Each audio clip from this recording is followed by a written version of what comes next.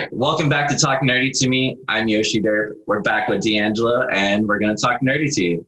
So, DeAngelo, what are some of your favorite cosplayers that you've worked with? Because we had Brittany or Chibi Cat Cosplay that was here last time with us, and she had nothing but great things to speak about you. And she was talking about how it was like her first photo shoot, and she was super nervous and everything, but you like made it a lot easier for you, or for her.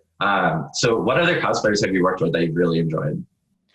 Yeah, so since doing this since like 2012, I've met like a lot of cosplayers in my time, but there's two major ones that really stand out, which are Amber Skies and then Game to Hype are two major cosplayers. Yeah, and the reason I know both of them. They're so cool.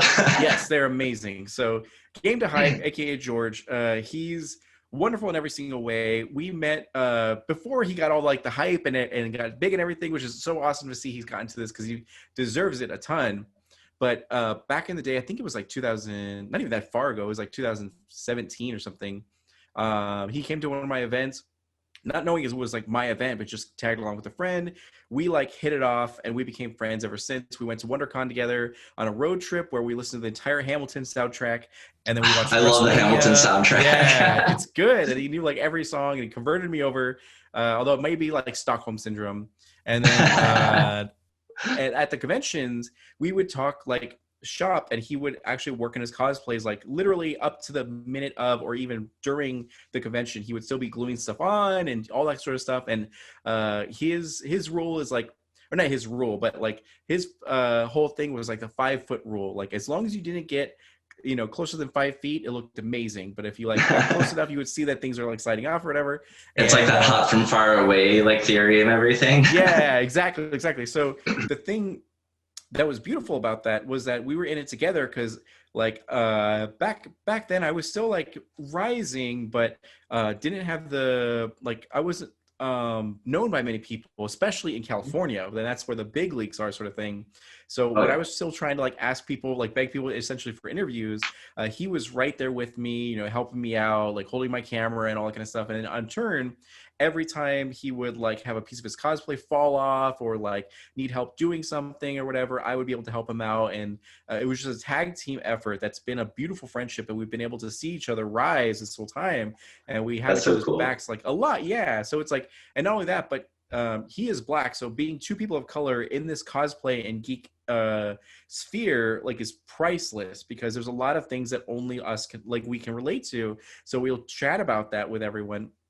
And so that's like always been super wonderful, and he's like super positive and uplifting, and it's just a good combo. And then for Amber, she's wonderful in every single way. She's been like super cool, and I always thought that like because you'll meet people in a professional capacity and be like, oh, cool, it was great to work with you, see you later. But she like hung on, and she was like, no, I want to be your friend. Let's hang out, let's play Dungeons & Dragons, let's do all this sort of stuff. And it's been that's so wonderful. Cool. Yeah, so she's just a good, positive person, actually legitimately has my back. So when things are bad, she's there. When things are good, she's there. And like, she's been to my birthday party and done laser tag with me and all this sort of cool stuff. That sounds so fun. Yeah, so they're just good, genuine people that, because when you work in this like realm in like entertainment sort of industry, there's a lot of like two-faced and a lot of like facades and personas, unfortunately, which it makes sense to survive in a professional capacity, but it's exhausting to know who's being legit and who's just putting on a face. So even just finding two people that are wonderful is enough for me. Like, it's like, I am set for friends. It's so good. And yeah, so those are two people that mean the world to me. Yeah. That's so cool, because they sound really fun. I always fangirl a little bit when I see bigger name cosplayers. I'm just like, do I want to approach you? Do I want to talk to you? Like, can we be friends? And it's cool that you've gotten to that point where you've made not only good connections, but through those connections, you've made two very valuable friends out of that. Yeah, exactly. And just the fact that we kind of got like a little glimpse into their personality outside of their cosplay, because that's what a lot of fans don't get to see, is the other side of it. They're all human beings, exactly. Like, they're not just someone that's there to dress up for you for your benefit and like, be there to take pictures with you. These are real people with dreams, ambitions, Yeah, and D&D characters, like you were saying. exactly. So, it's really cool to get a glimpse into that. And that's what makes it really Yeah. fun about your job, I feel, is you get to see another side of all these people that not a lot get to see. Yeah. So you've worked with a lot of cosplayers, and especially those two were amazing.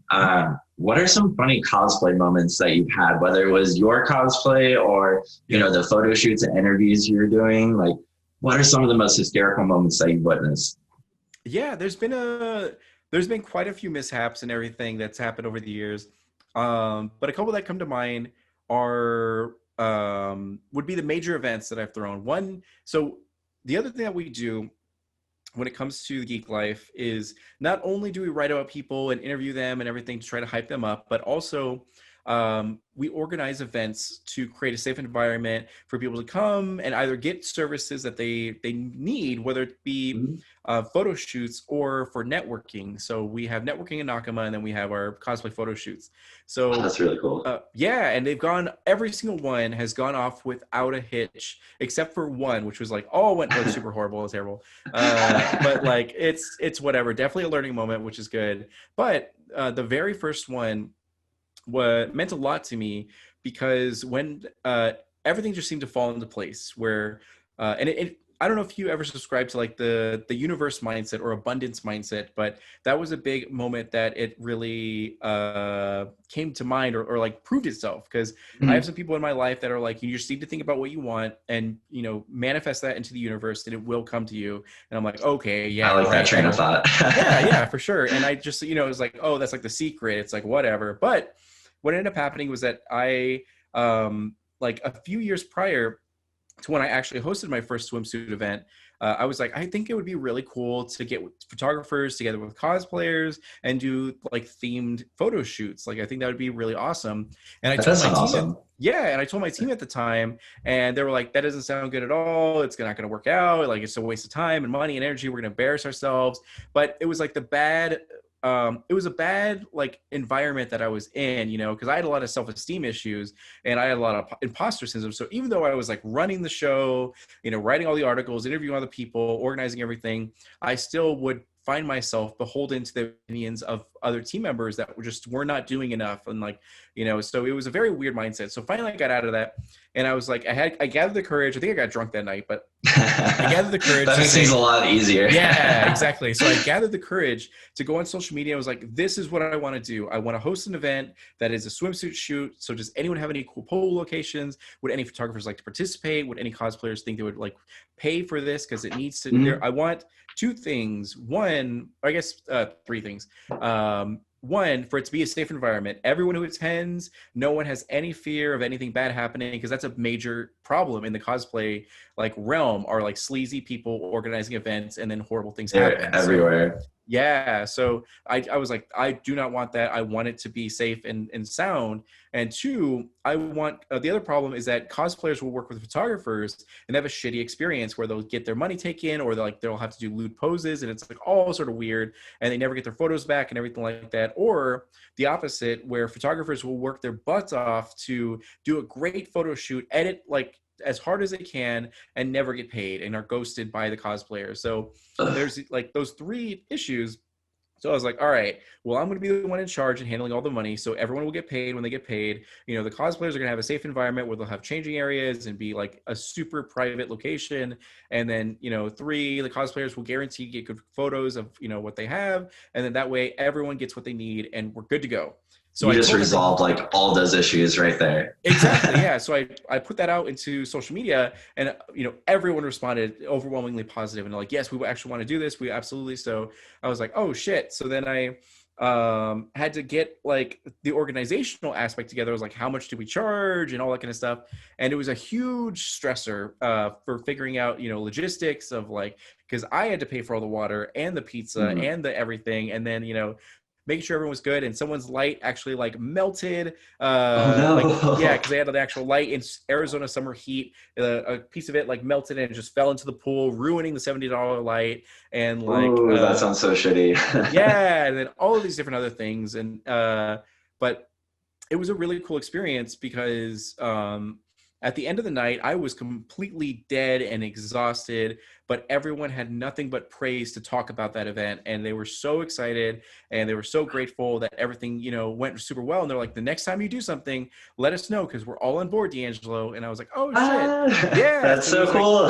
it was really, really awesome. So it kind of proved to me that I am capable of much more than I think I am. And not only that, but like there might be something to the whole manifesting things you want into the universe. Because if you just say it, that like, I want this to happen, then things start just because right when I mentioned that to social media, someone was like, I'll volunteer in my backyard, no charge. And then, of course, photographers volunteered and everyone. So it's all sort of like a fit. And then, yeah, so that was really good. And then the other one would actually be the second swimsuit shoot. And coming off the hype train of the first year, I was like, all right, we're going to do a second one. It's going to be really good. And this time we had double the clients and like more photographers. Yeah. And then everyone was like, had high expectations for this thing.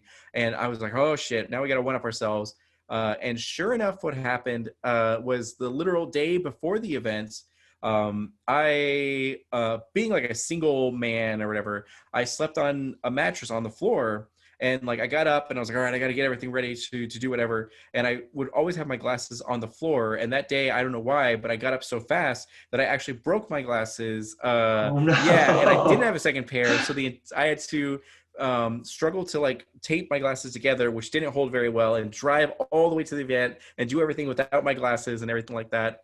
That sounds so horrible. Yeah, it was so trippy. It was like a Twilight Zone sort of thing. And everything was so much more difficult, but sure enough, it went off without a hitch, and everyone like still had a great time, and like everything worked out in the end because it felt like the world was going to end. Where it's like, oh my god, someone's going to have to drive me. What if they can't drive me? What if But you just like find a solution and then make it work, sort of thing. And then and again, everything went off without a hitch, and it was super super good. So it was like. That sounds so much fun. Yeah, it was really, really cool. But everyone got sad because the next year we didn't do anything. And then they're still like, are you going to do something this year? And like, so it had a big impact on people. And yeah. At least it was a positive impact though, So it's like you're creating, like you said, that safe environment, which a lot of cosplayers don't get to have because, when they go to cons, there's so many like just pervy guys that are there just for like lewd cosplays or anything like that. And it's kind of disheartening, especially if you're like a female or anyone really, to have someone that's just only there to try and see like a sexual side of you versus trying to see that you put in like 3 months of work into this cosplay where it's almost like a full-time job that you're doing this. And you're doing it because you love the character, not because of the outfit that they're wearing. Yeah, exactly. So it's really dope that like you made an environment where not only people would feel safe, but where they want to return.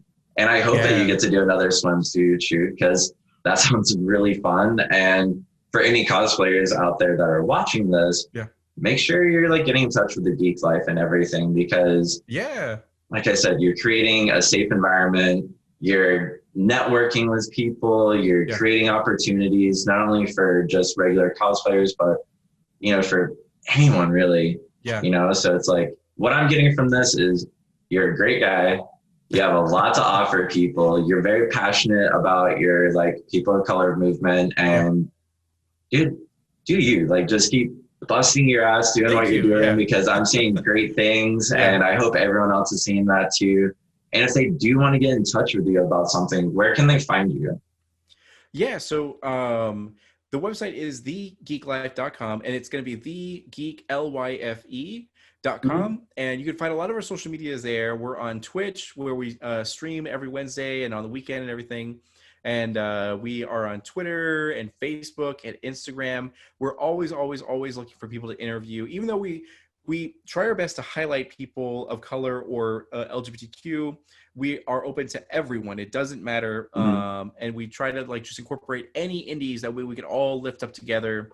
And we're always looking to collaborate with people with our Dungeons & Dragons charity events and all these different things. So you can find all of our information on the website. And if you ever want to reach out for anything, just like let us know. And we're always down and everything. Yeah. Hell yeah. Well, I'm so excited. Can't wait to see what you guys have coming up next. Don't forget, guys, we're going to be posting everything for Latinx on our website, on this video. Make sure you guys are there, please. And this was Talk Nerdy to Me. I'm Yoshi. Once again, this is DeAngelo of the Geek Lyfe, and we'll see you again soon.